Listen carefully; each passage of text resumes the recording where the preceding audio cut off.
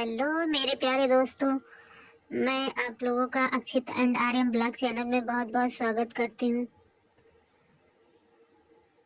आप लोग मेरे इस चैनल को लाइक शेयर एवं सब्सक्राइब करिए, बेल आइकन को ऑन रखिए ताकि मैं जो भी वीडियो अपलोड करूँ आपको बहुत जल्दी मिल जाए। आप लोग देखिए और मेरी कहानी में जो भी शिक्षाएं या कोई भी हो सब ग्रहण करिए। क्यों मेरी कहानी में कोई ना कोई शिक्षा जरूर होती है। मैं बाल निर्माण की कहानियां सुना रही हूँ आप लोगों को।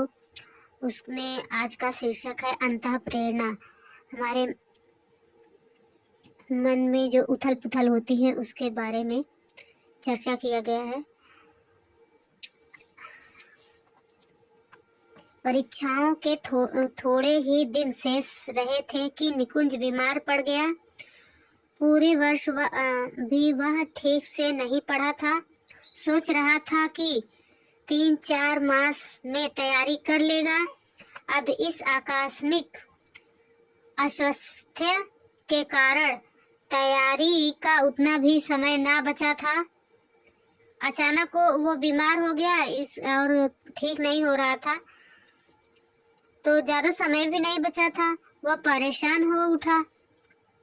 कई बार यह भी विचार आया कि इस वर्ष परीक्षा ही ना दे।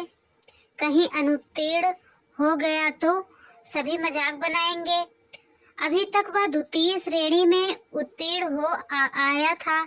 निकुंज पुस्तक खोलता तो और भी अधिक उलझन में पड़ जाता, क्योंकि बहुत सा पाठ्यक्रम उसका बिना पढ़ा हुआ था।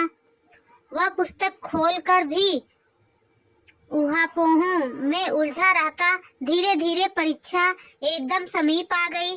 निकुंज का एक सहपाठी मित्र था, अमित। वह कभी कभी उसके घर भी आया करता था। परीक्षा से 3-4 दिन पूर्व निकुंज के घर आया तो उसे बहुत परेशान देखा। निकुंज की परेशानी देखकर उसने परीक्षा में उत्तीर्ण होने का उपाय उसे धीमे से सुझाया। नहीं, मैं यह नहीं कर सकता। निकुंज तुरंत बोल पड़ा। तो फिर इतने कम समय में और कुछ हो भी नहीं सकता, अमित ने कहा। वह निकुंज को तरह तरह से समझाता रहा कि इसी चिकनी चुपड़ी बातों में जल्दी ही दूसरों को फंसा लेता है और अपने रास्ते पर मोड़ लेता है।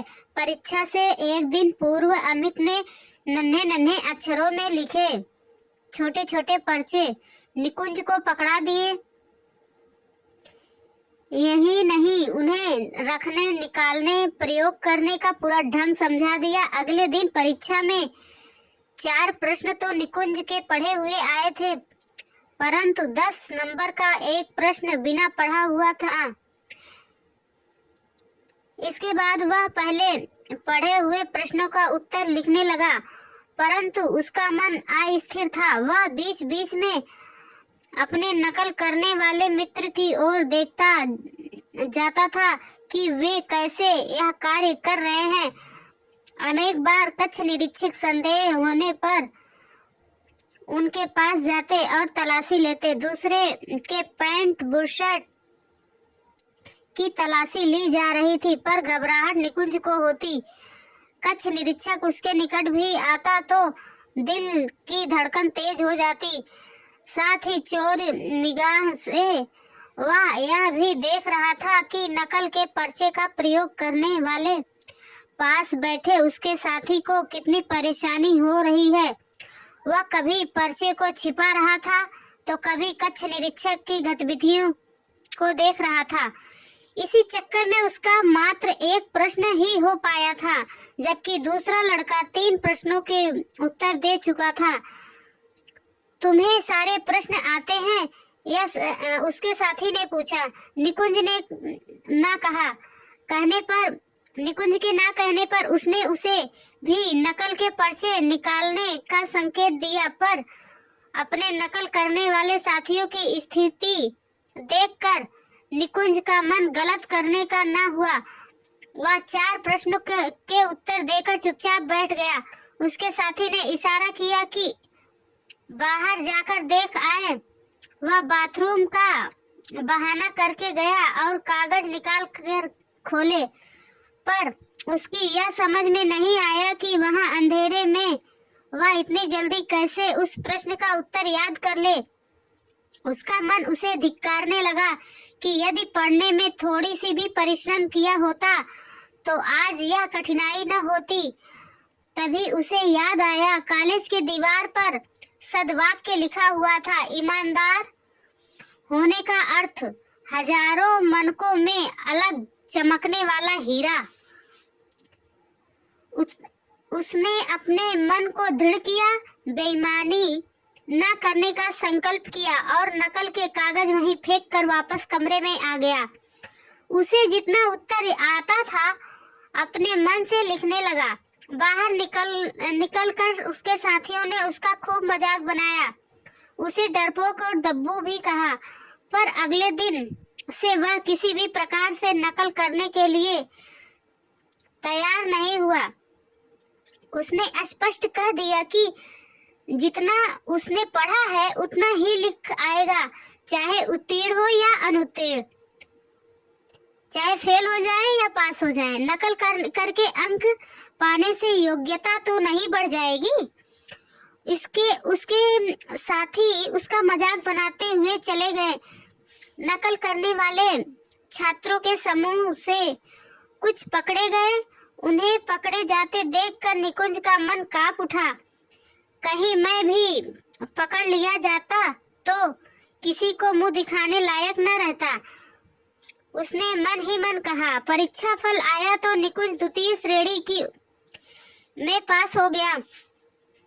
नकल करने वाले उसके सहपाठी तो तृतीय अंक से पास हुए थे या फिर फेल हो गए, अनुत्तीर्ण थे। योग्यता के नाम पर तो वे शून्य थे ही। निकुंज अब भी अपने किसी सहपाठी को अध्ययन में लापरवाही करते हुए देखता है, उसे अपनी स्थिति याद आ जाती है। वह अपने सहपाठी और मित्रों को प्रतिदिन नियमित रूप से पढ़ने के लिए प्रेरित करता और स्वयं भी वर्ष भर परिश्रम करता है। जो ज्ञान अर्जित कर लिया जाता है वही समय पर सहायक सिद्ध होता है और वही सच्ची संपत्ति है। वह बात अब इसकी समझ में आ गई थी। अब वह परीक्षा के अच्छे अंक से पास होने लगा। दोस्तों, जिस प्रकार निकुंज का एक सद्वाक्य से पूरा जीवन ही बदल गया, उसने ईमानदारी का साथ न छोड़ा। वह सद्वाक्य था, ईमानदार होने का अर्थ है हजारों मनकों में एक अलग चमकने वाला हीरा। इस वाक्य से ही उसके जीवन में बदलाव आया। उसके मन में उसने नकल ना करने की सोची, इसलिए वो अपने दोस्तों से अच्छे अंकों से प्राप्त हुआ। अच्छे अंक से पास होने के लिए कई प्रकार से कार्य करने पड़ते हैं।